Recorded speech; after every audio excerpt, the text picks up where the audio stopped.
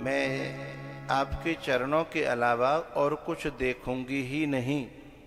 जीव यही तो वादा करता है गर्भ में कि मैं आपको याद करूंगा, आपको भूलूंगा नहीं, है दिनों रात आपका ही गुणगान गाऊंगा। लेकिन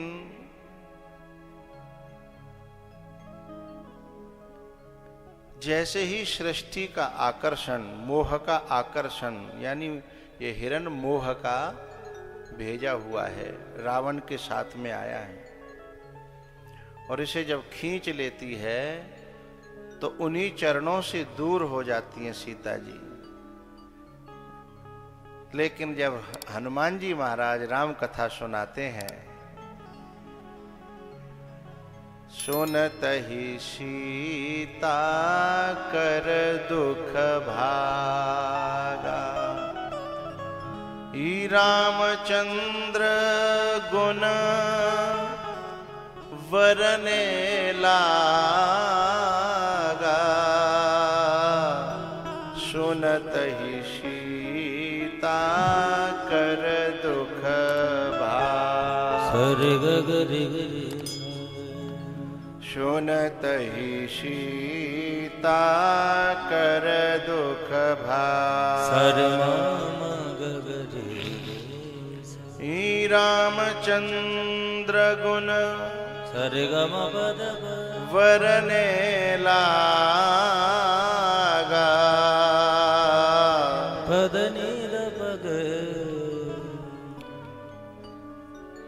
राम क्या है?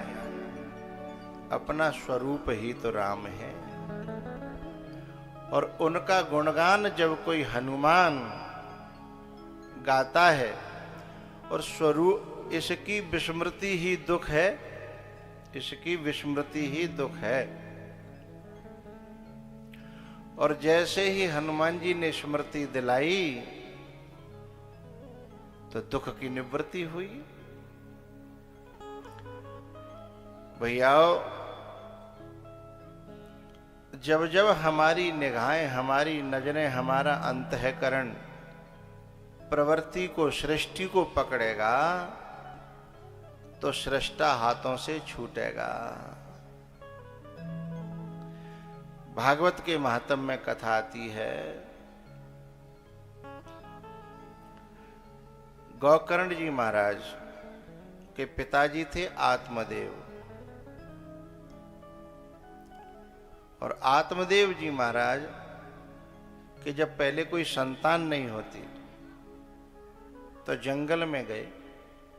अच्छा, संतान के अभाव में जंगल में तो दशरथ जी भी गए और आत्मदेव जी भी गए,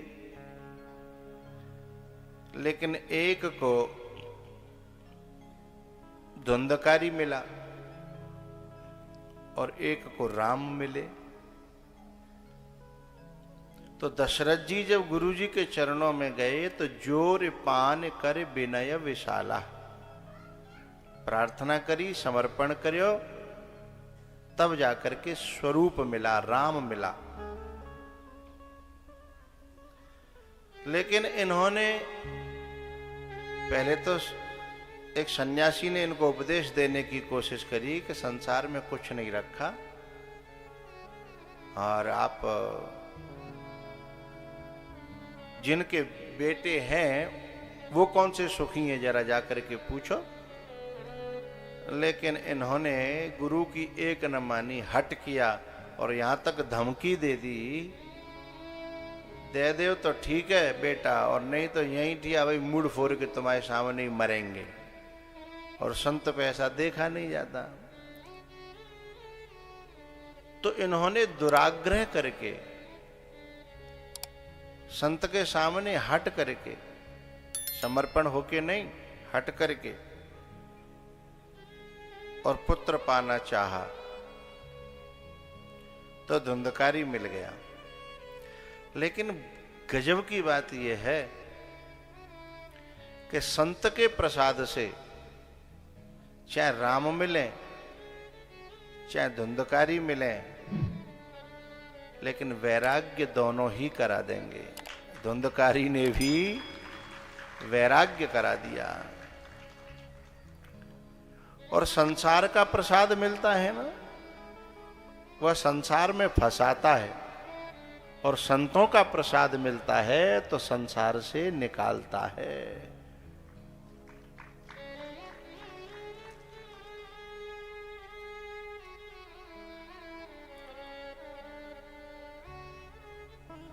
भैया, प्रथम स्कंध में भागवत जी के प्राकट्य की कथा आती है। व्यास जी महाराज ने जब 17 पुराणों की रचना करी तो अभी मन में शांति नहीं मिली। एक दिन बड़े उदास, बड़े दुखी कि मेरी रचना से जो समाज का भला होना चाहिए था वो हुआ नहीं, क्योंकि अन्य पुराणों में व्यास जी ने विधि निषेध का बहुत ज्यादा भर भंडार भर दिया।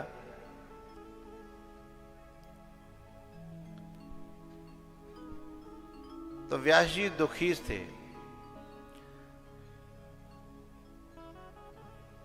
विषाद में थे।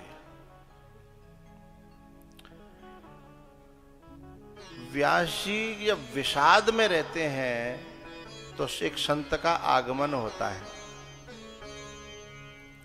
और उस विषाद से ऐसा प्रसाद प्रकट होता है जिसका नाम श्रीमद् भागवत महापुराण है।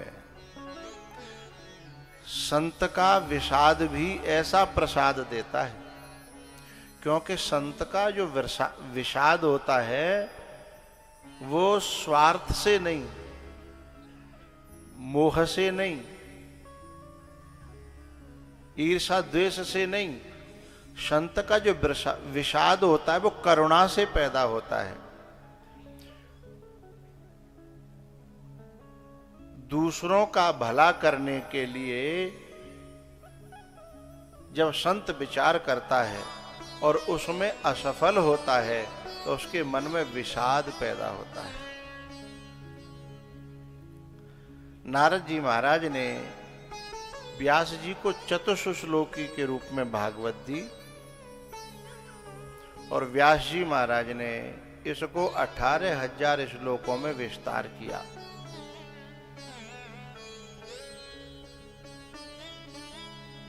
नारद जी महाराज ने यह भी बताया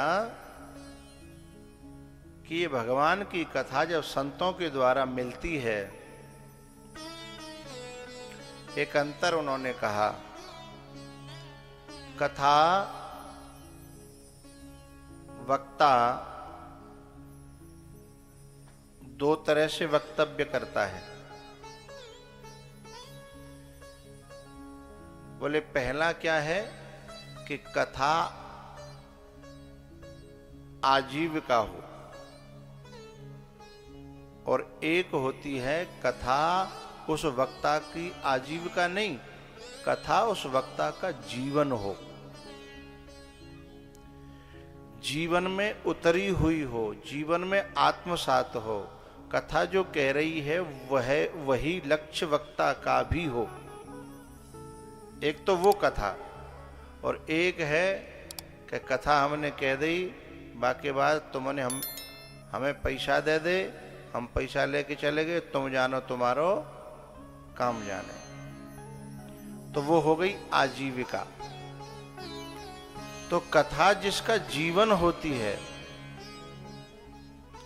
बात इस बात पे चली कि नारद जी बता रहे हैं व्यास जी को कि पहले जन्म में ऐसे संतों से मेरी मुलाकात हुई थी जिनका जीवन थी कथा,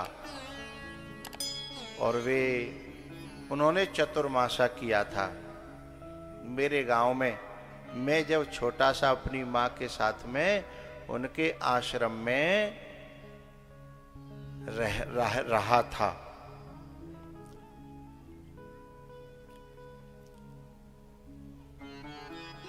जहाँ जिन गांवों में संतों के ठिकाने और आश्रम होते हैं, उन आश्रमों के और ठिकानों के बहाने से संतों का आवागमन होता है, तो न जाने कौन सी प्रतिभा उसमें से पैदा हो करके एक छोटे से बच्चे में से नारद तक पहुंचती है। ये उन संतों के आश्रम के होने से होता है। और सौभाग्यशाली है ये क्षेत्र। तो यहाँ संतों का आवागमन बहुत पहले से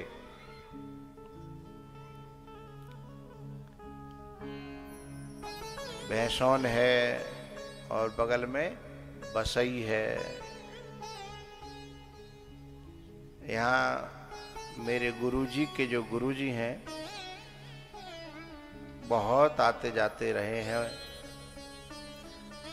और उनके बोए हुए जो बीज हैं भक्ति के, वेदांत के, ज्ञान के, वैराग्य के, वो जब उपजते हैं तो इन्हीं छोटी छोटी प्रतिभाओं में से नारद की ऊंचाई तक जीव प्राप्त कर लेता है। संतों का काम है बीज को बोना और उसे पोषित करना।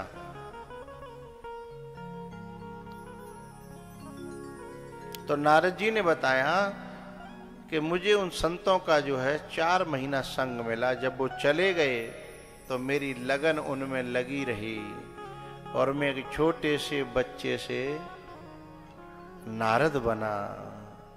और भैया ये बड़े बनने की, ऊंचाई पकड़ने की, भगवान हमें अपनाने वाले हैं, इस बात की पहचान क्या है?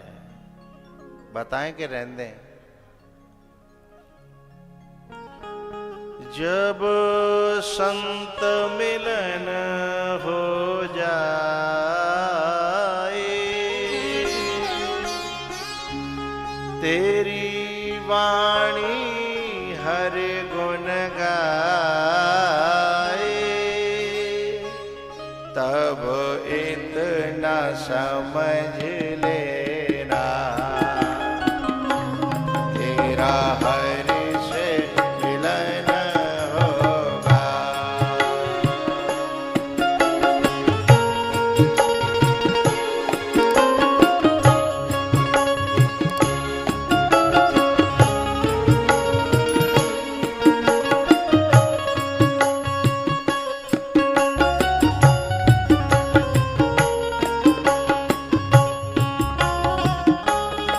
जब संत मिलन हो जाए, तेरी वाणी हर गुण गाए, तब इतना समझ लेना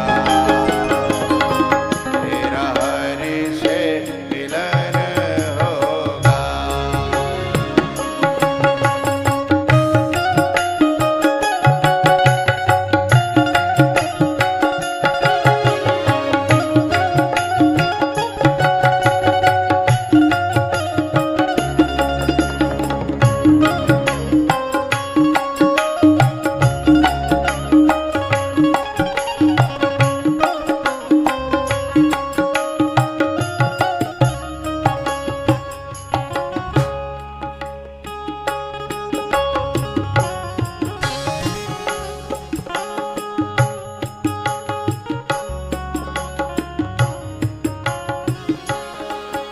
जयंत था ना, जयंत, तीनों लोकों में फिरा, यहां तक कि उसके बाप ने भी किवाड़ बंद कर ली। पूछा क्या बात है बेटा, क्यों चिल्ला रहा है? बोले बाण पीछे पड़ा है। बोले किसका? बोले राम का।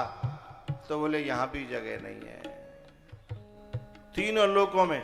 और जब किसी को दया न आई, जब किसी ने न बचाया, तो नारद देखा विकल जयंता और लागी दया कोमल चित संता।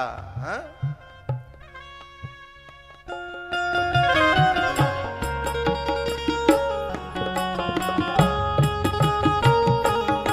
जब संत मिलन हो जाए, तेरी वाणी हर गुण गाए, तब इतना समझ लेना तेरा हरि से मिलन होगा।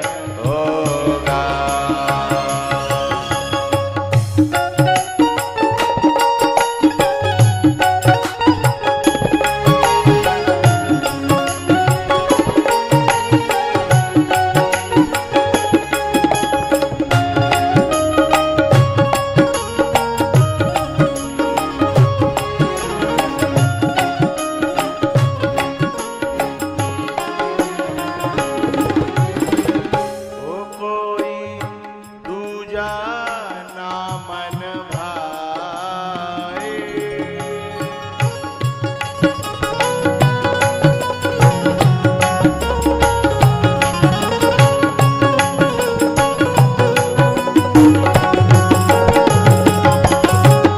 ओ कोई दूजा ना मन भाए, दर्शन को मन ललचाए, तब इतना समझ लेना, तेरा हरि से मिलन होगा।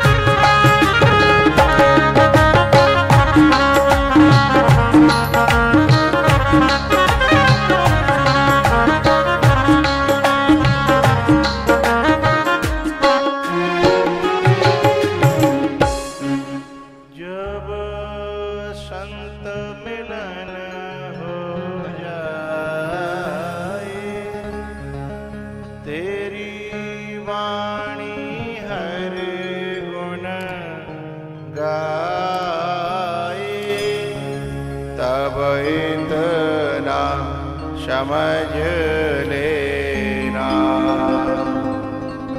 तेरा हरि से मिलन होगा।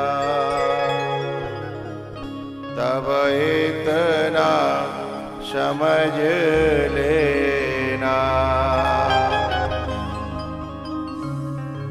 तेरा हरि से मिलन होगा। लागी दया कोमल चित संता, नारद देखा विकल जयंता।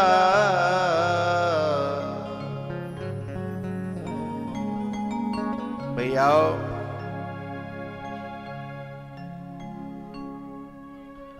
नारद जी ये बताए कि मैं पहले जन्म में नारद नहीं था, मैं एक साधारण सा एक जो है एक बूढ़ी जगह जगह घर घर में काम करके अपना पेट पालने वाली माँ का बच्चा था।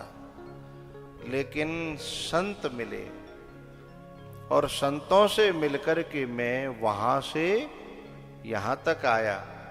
नारद जी की पहुंच जानते हैं आप लोग? हिमालय के यहां जब नारद जी गए, जब पार्वती जी ने जन्म लिया तो हिमालय ने प्रणाम किया नारद जी को। अब हिमालय की ऊंचाई कितनी है? तो एक आदमी ने कहा, हिमालय तुम इतने ऊंचे हो फिर भी एक जो है एक इतने 5-6 फुट के आदमी को तुम प्रणाम कर रहे हो। तब हिमालय ने बड़ी प्यारी बात कही, ये बात सत्य है कि मेरी ऊंचाई इतनी है कि मैं गगन को छूता हूं, लेकिन तुम्हें नहीं पता ये जिनके हाथों में वीणा लगा है ना, ये गगन को नहीं, आकाश को नहीं, ये तो ब्रह्म को छूते हैं। इनकी ऊंचाई बहुत ज्यादा है। इनकी ऊंचाई और मेरी ऊंचाई तो भौतिक है, इनकी ऊंचाई तो आध्यात्मिक है। और आध्यात्मिक ऊंचाई के सामने भौतिक ऊंचाई कितने मायने रखती है। तब नारद जी ने जो भागवत जी प्रदान करी व्यास जी को, वो उन्होंने 18,000 श्लोकों में विस्तृत की है। भैया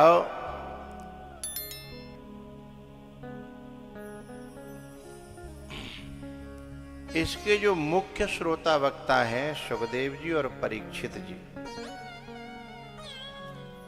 और ये कथा जो है ना,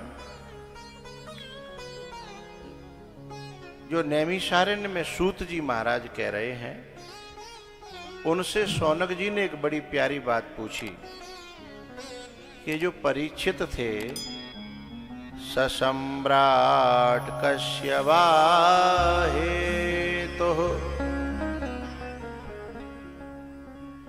ससम्राट कश्यवा हेतु पांडुना मानवर्धनः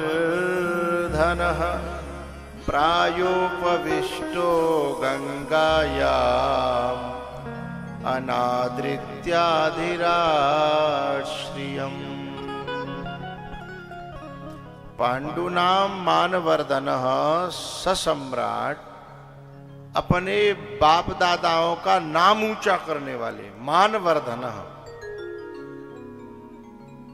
अपने भाई दो ही तरह की संतान होती है, एक डुबाई वाली और एक ऊंचा उठाने वाली। तो यहां शौनक जी कह रहे हैं कि वो जो सम्राट अपने बाप दादाओं का नाम ऊंचा करने वाला, श्रियम अनादृत्य, इतनी धन और दौलत संपत्ति का अनादर करके, श्रियम अनादृत्य, अनादर करके, गंगायाम प्रायोपविष्ट कश्यवा हेतु, गंगा के किनारे वह अनशन करके क्यों बैठ गया। ये बात क्यों उपजी? इसलिए उपजी कि आज जो कथा चल रही है भैंसोन में, यदि काऊ को आज खेत में ज्यादा काम होगा ना, तो वो क्या सोच रहे हो, कल चलेंगे। जिस पे एक दिन का जीव पर काम नहीं छोड़ा जाता, और जिसने जो है इतनी बड़ी संपत्ति को एक क्षण में लात मार दी हो और जाकर के गंगा के किनारे बैठ गया हो त्याग करके, तो ये कोई छोटी मोटी बात है क्या? हाँ, बहुत बड़ी बात है। इसलिए वो कह रहे हैं शौनक जी कि उन्होंने ऐसा कैसे किया।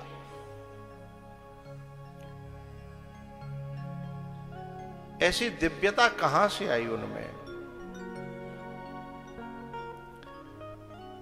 तो सूत जी महाराज कहते हैं कि मैं आपको उनके थोड़ा सा और पीछे से जन्म की कथा सुनाऊं, क्योंकि उनका जन्म साधारण नहीं है, दिव्य है। जैसे भगवान कहते हैं ना, जन्म कर्म च मे दिव्यम, ऐसे उनका जो जन्म है वो दिव्य है।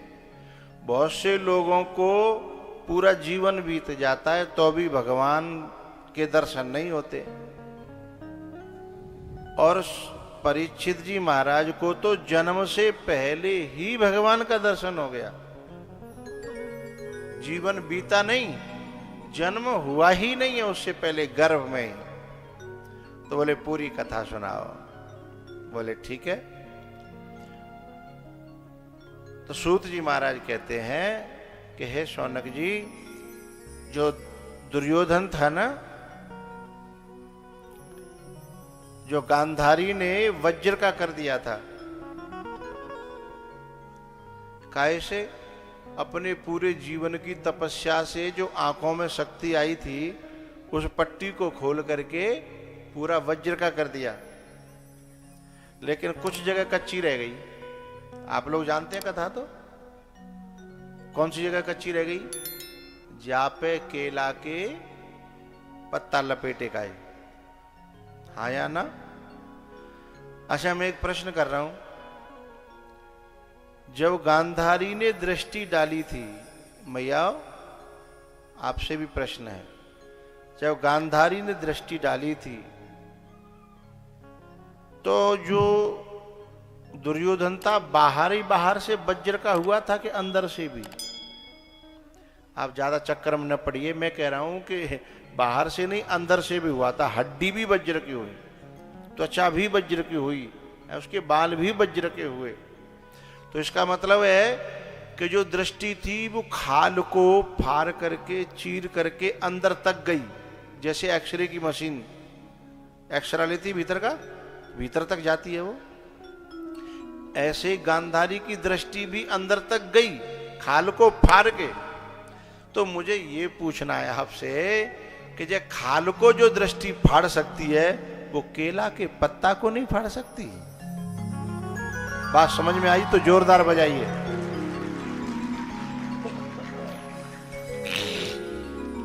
जो दृष्टि गांधारी की खाल को फाड़ सकती है, चर्म को फाड़ सकती है, केला के पत्ता को नहीं फाड़ सकती? फाड़ तो सकती थी, लेकिन फिर क्यों नहीं फाड़ सकी? क्योंकि और सारी खाल और त्वचा अलग बात है, लेकिन केला का जो पत्ता है वो ईश्वर की इच्छा से लगाया गया है, और ईश्वर की इच्छा को गांधारी क्या गांधारी के बाप दादाओं की भी दृष्टि आ जाए तो फाड़ नहीं सकती। ऐसा है।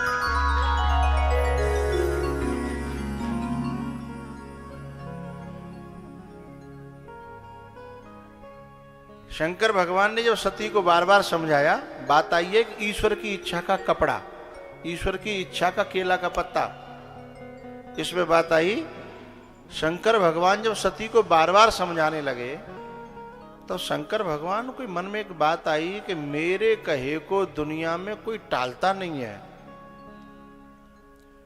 और ये मेरी ही सती, मेरी अर्धांगिनी, मेरी पत्नी, और लोग कहते हैं कि भावी हूं मेटे शकहे त्रिपुरारी।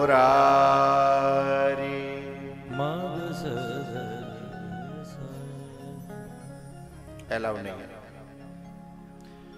है। भावी हूं मेटे शकहे त्रिपुरारी। भोले बाबा कहते, दुनिया कहती है कि मैं दुनिया के भाल के अंक बदल देता हूं, मिटा देता हूं। दुनिया के तो छोड़ो, अपने घर के मुंह पे है विचार ना बदले जा रहे, अंक ना मिटाए जा रहे।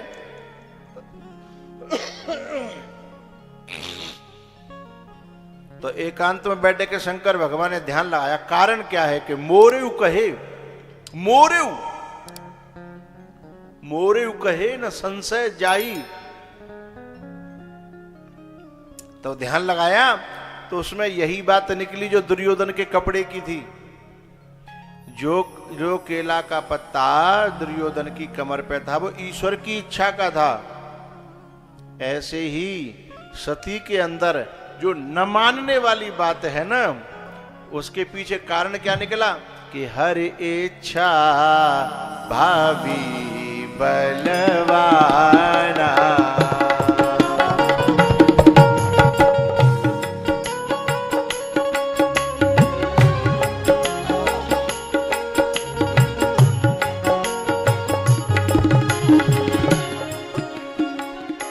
हरि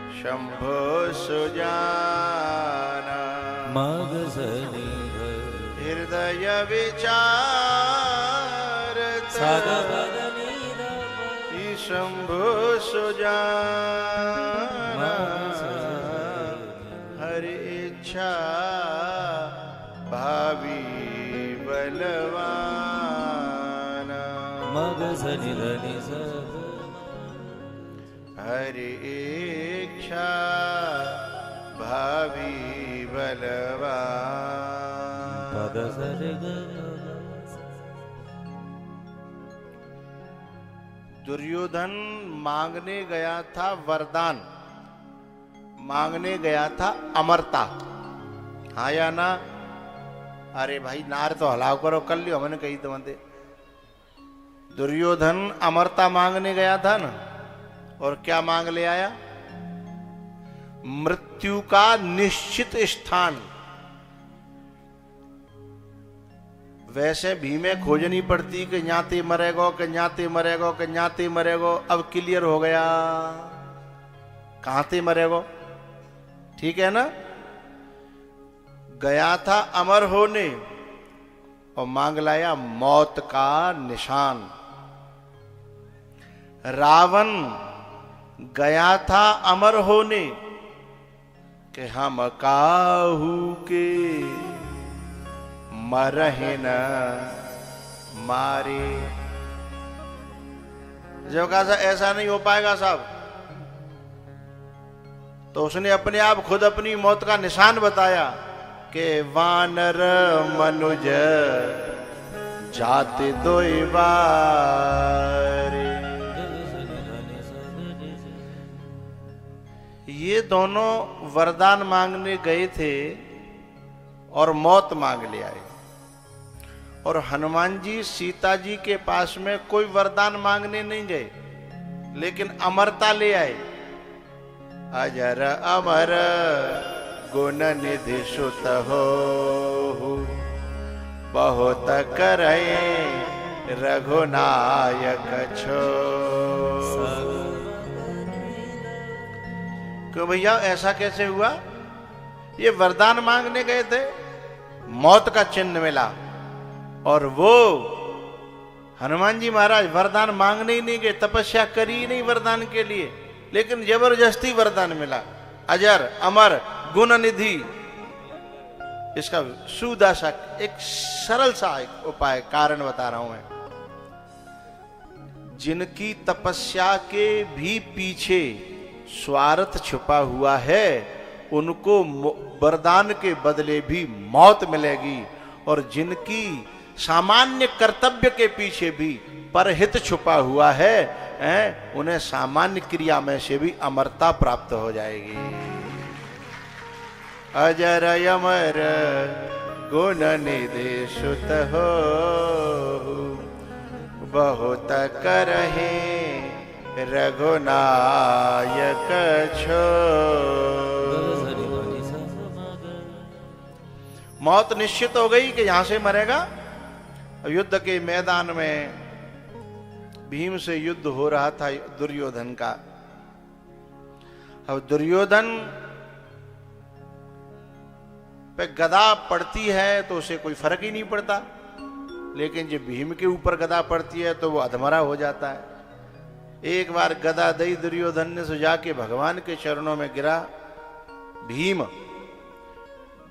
भगवान से बोला कि हे बंसीवारे, हमें ऐसे मरवाए के ही छोड़ोगे का?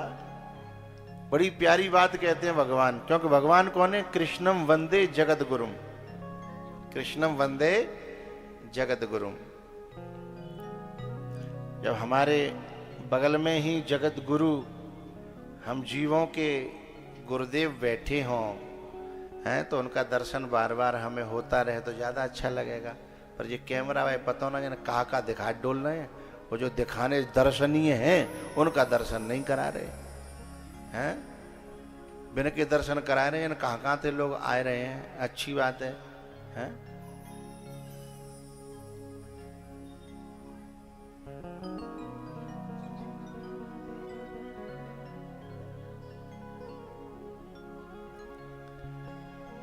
कुछ दर्शन ऐसे होते हैं जिन्हें पाकर के हृदय स्वतः निर्मल हो जाता है।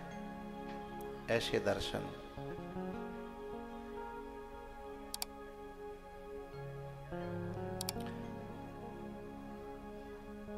कृष्णम वंदे जगद्गुरुम।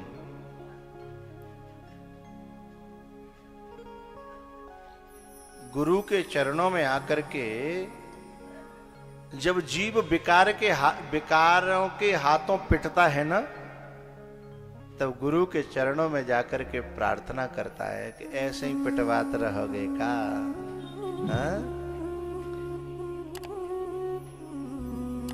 गौर भूत्वा सुरमुखी खिन्ना क्रंदंती करुणम विभो। और गुरु तो इंतजार करता है कि कौन से दिन आज आवे और मेरी झोली में जो पड़े हैं इसके लिए सूत्र, मैं उन सूत्रों को प्रदान कर दूं। हमेशा महापुरुष इंतजार करता है। तो बोले महापुरुष चला क्यों नहीं जाता जबरदस्ती? बोले जबरदस्ती कोई चीज खिला दी पिला दी जाए तो पचती नहीं है, इसलिए इंतजार करते हैं महापुरुष कि सुमते छुदा बाढ़त नित नई। इनके भूख जगे, इनके प्यास लगे हैं, तब इनको कुछ आहार दिया जाए तो पच जाएगा। और जबरदस्ती पियाएगा तो उल्टी करेगा पलटी करेगा। हाँ, इसलिए भगवान वहीं है, खड़े हैं, लेकिन भीम को उपाय नहीं बता रहे। लेकिन भीम जब पिट पिट के जब भगवान के पामन में आए गिरे हो कि भगवान अब कितना पिटवाओगे, तो भगवान ने बड़ी प्यारी बात कही। इस प्रवृत्ति में, इस प्रपंच में विकारों से युद्ध करोगे, चाहे तुम कितने बलवान होए, कितने बलवान होए, लेकिन बिना गुरु के इशारे के लड़ोगे तो ऐसे ही पिटोगे, ऐसे ही मरोगे।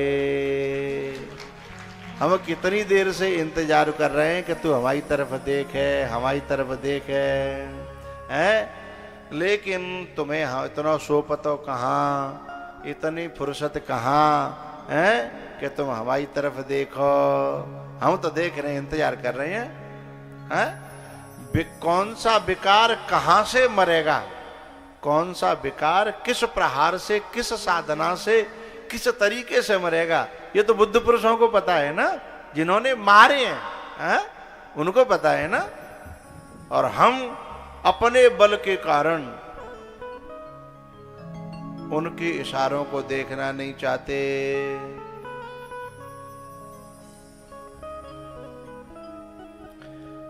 ठीक है जी, अब कि हम आपकी तरफ देखेंगे।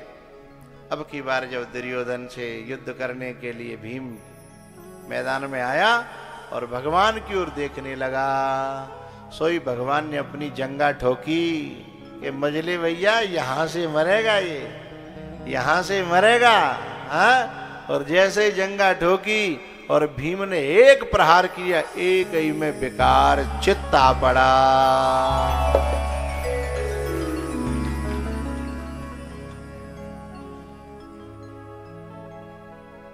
एक वो पंक्ति है ना,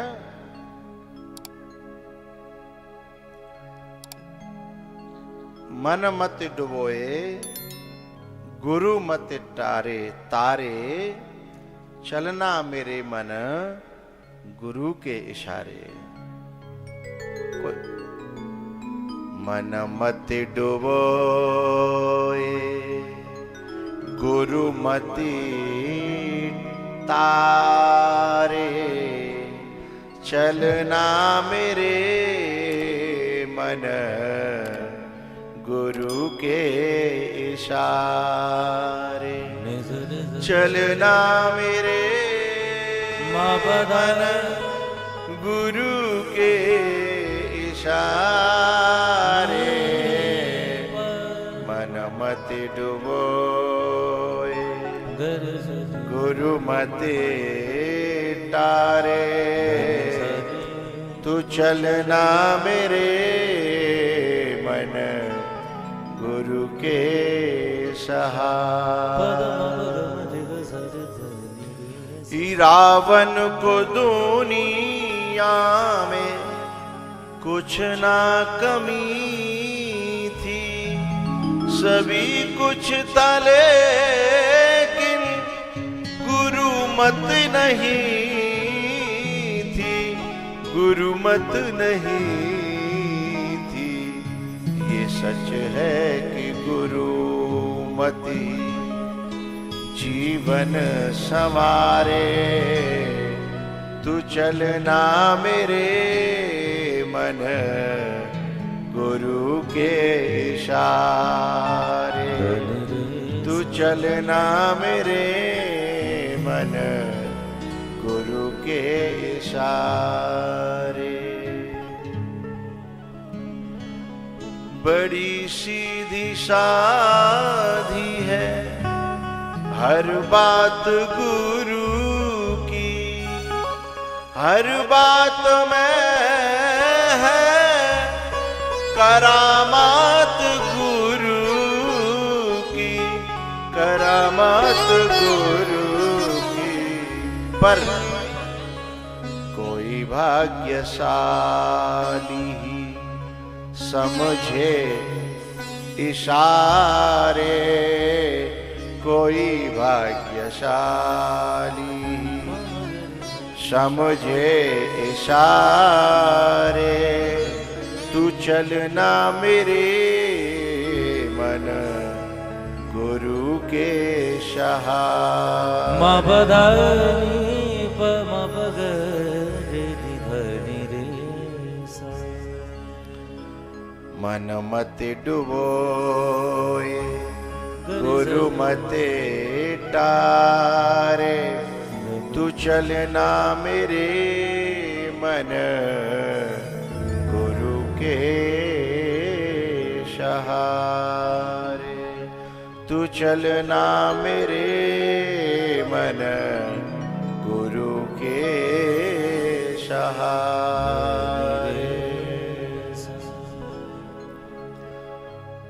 विकार कहाँ कमजोर हैं ये गुरुजन जानते हैं, ये हम नहीं जानते।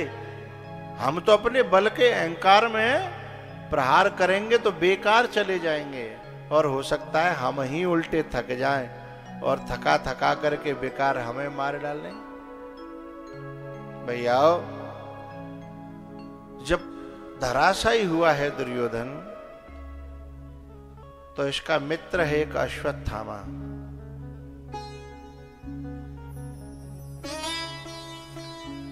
उसने कहा कि तुम्हारी आखिरी इच्छा क्या है? बोले मैं पांडवों को अपने मरने से पहले मरे हुए देखना चाहता हूं, चाहे न्याय से हो चाहे अन्याय से। अश्वत्थामा जाते हैं, लेकिन भैया जब भगवान के भक्त को मारने का कोई प्लान बनाता है और पहला कदम रखता है, भगवान उसी समय अपने भक्त की रक्षा के लिए खड़े हो जाते हैं। अश्वत्थामा ने पहला कदम रखा और उधर भगवान की नींद उड़ गई और चिंता हो गई, और जिन्हें मारने की प्लानिंग हो रही है वे आराम से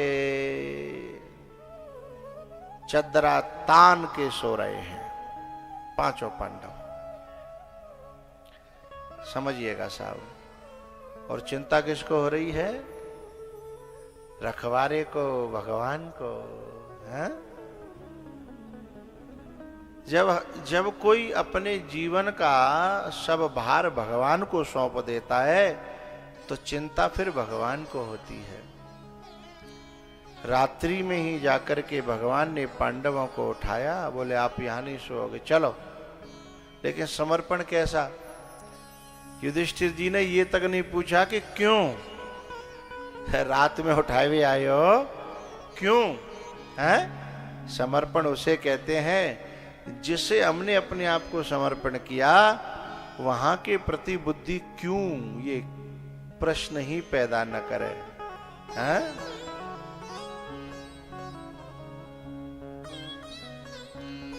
पांडवों को बचा लिया, लेकिन रात्र में पांडवों के पुत्रों को मार करके उनके सिर लेकर के अश्वत्थामा दुर्योधन के पास पहुंचा। दुर्योधन बड़ा दुखी हुआ कि ये बच्चों के सिर तुम ले आए। इस प्रकार से दुर्योधन का वहां मरण हुआ, लेकिन यहां अर्जुन ने ये प्रतिज्ञा करी कि मैं इन बच्चों के हत्यारे का वध करूंगा द्रौपदी तेरे सामने। अश्वत्थामा को पकड़ लिया है, लेकिन जैसे ही द्रौपदी ने देखा कि अरे ये तो मेरे ही गुरु का पुत्र है, तो दया जग गई। तो बोले नहीं नहीं, इनको मत मारो। मुच्यताम मुच्यताम एष ब्राह्मणो नितराम गुरु। मुच्यताम मुच्यताम एष, इसको छोड़ दो। अर्जुन बोला मैंने तो प्रतिज्ञा करी है। तब भगवान आकर के इस समस्या का समाधान करते हैं और कहते हैं संभावित कह अपजस लाहू मरण कोटि सम दारुण दाहू। किसी सम्मानित व्यक्ति का अपमान कर दिया जाए यह किसी मौत से कम नहीं है। बोले इसका अपमान कर दो, मणि को निकाल लो। अब मणि को निकाला और निकाल करके छोड़ दिया। ए भैया, मणि जो है एक अंग है, माथे पे अश्वत्थामा के एक अंग है।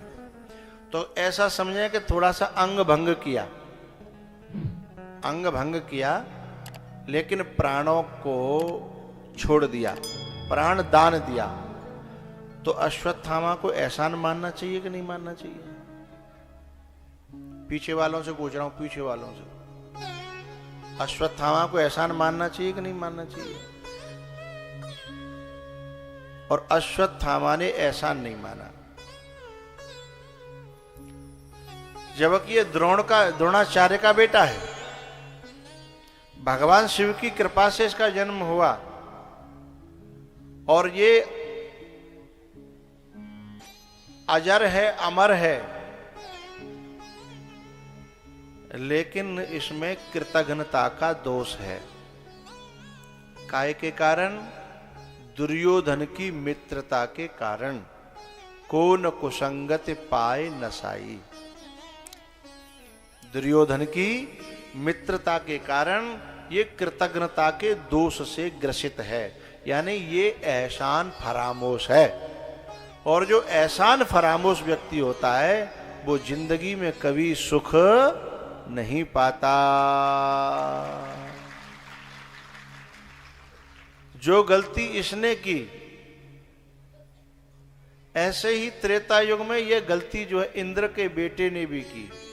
कौआ बन करके भगवान के भक्त यानी सीता जी, भगवान के जो आश्रित हैं, उनके चोंच मार करके भागा। जब वो लौट करके आया तो उसको भी भगवान ने अंग भंग किया। क्या किया? कौन सा अंग भंग किया? हाँ, आप इशारा करते हो, मुझे अच्छा लगता है। एक नयन करे तजा भवानी, एक नयन कर, एक नयन कर तजा भवानी। क्यों भैया? जो इंद्र का बेटा जयंत था वो भी अंग भंग किया, तो उसने तो कोई और उपद्रव नहीं किया। उसी समय भगवान से क्षमा मांग करके, गलती स्वीकार करके और चला गया।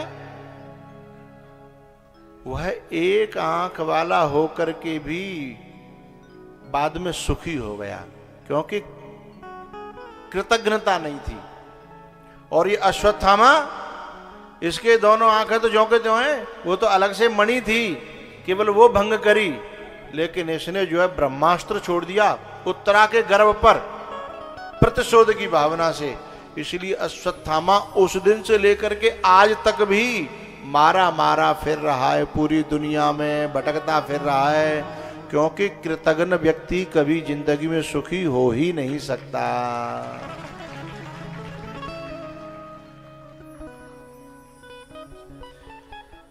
क्योंकि कृतज्ञ व्यक्ति जो होता है वो राग और द्वेष से भरा रहता है, और द्वेष जिसके जीवन में है उसे सुख शांति कैसे मिलेगी?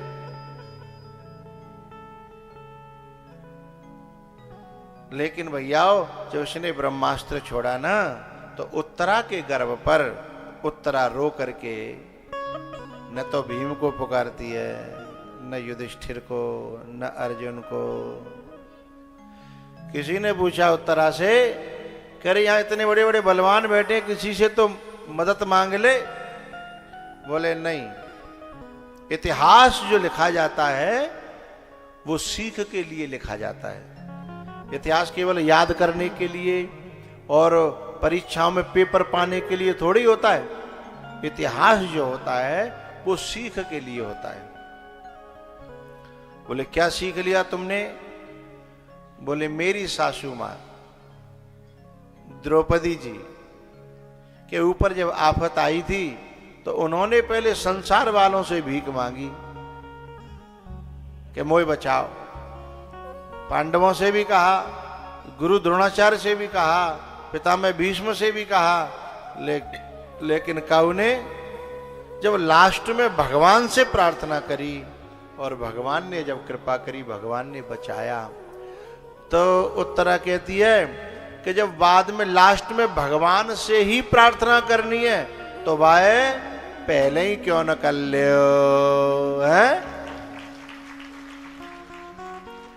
जब लास्ट में करनी है तो वो पहले ही कर ले जाए। इसलिए उत्तरा जो है शुरू में ही भगवान से प्रार्थना करती है, कान्हा तेरे भरोसे मेरा परिवार है।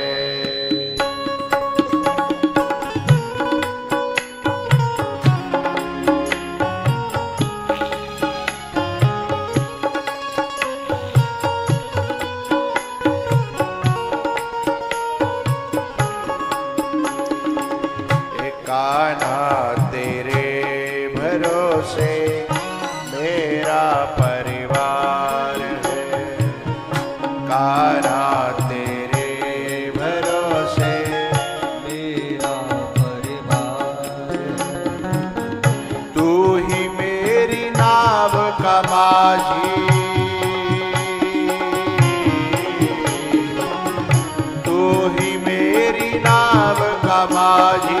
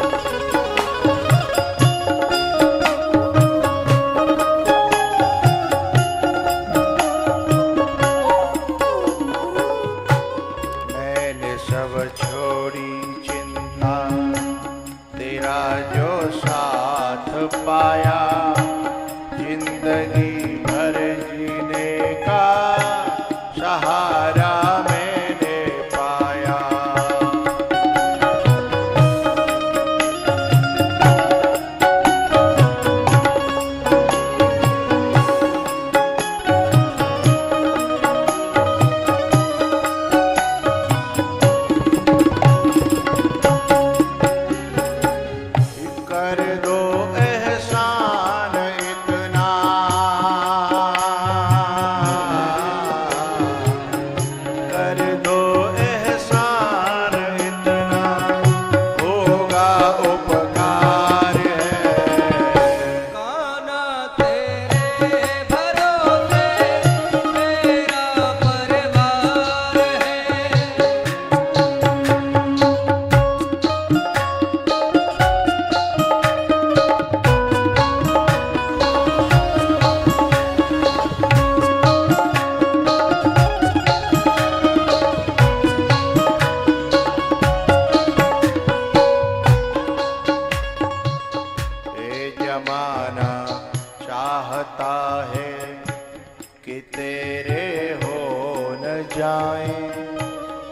पास अपने बुलाने बड़े बड़े लोभ दिखाए।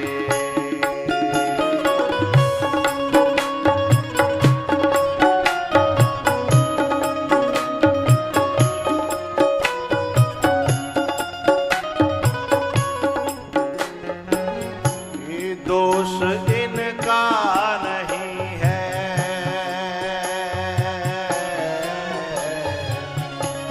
दोष इनका नहीं है, ऐसा संसार है।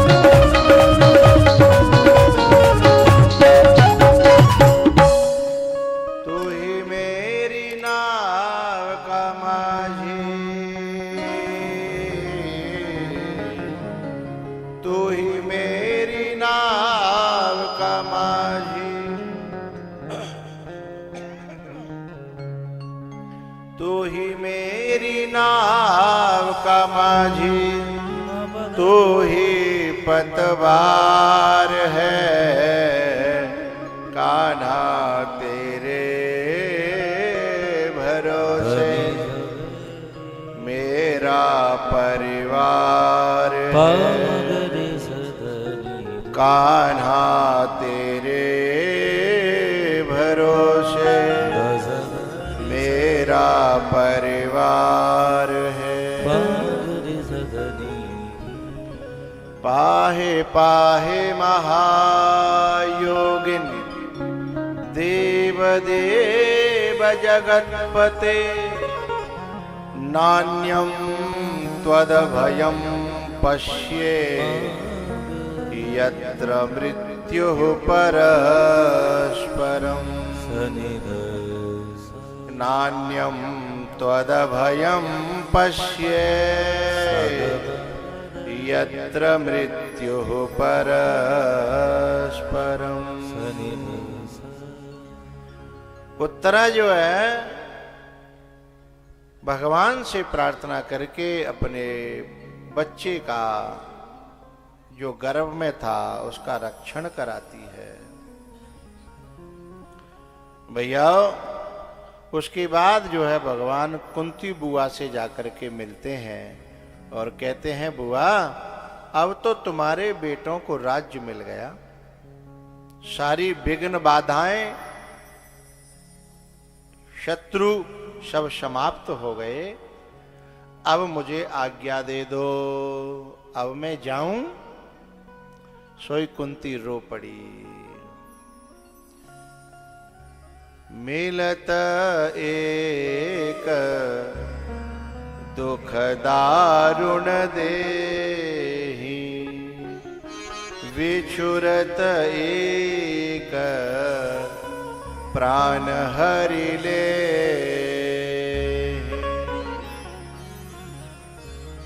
विछुरत एक प्राण हरि ले, मिलत एक दुख दारुण दे।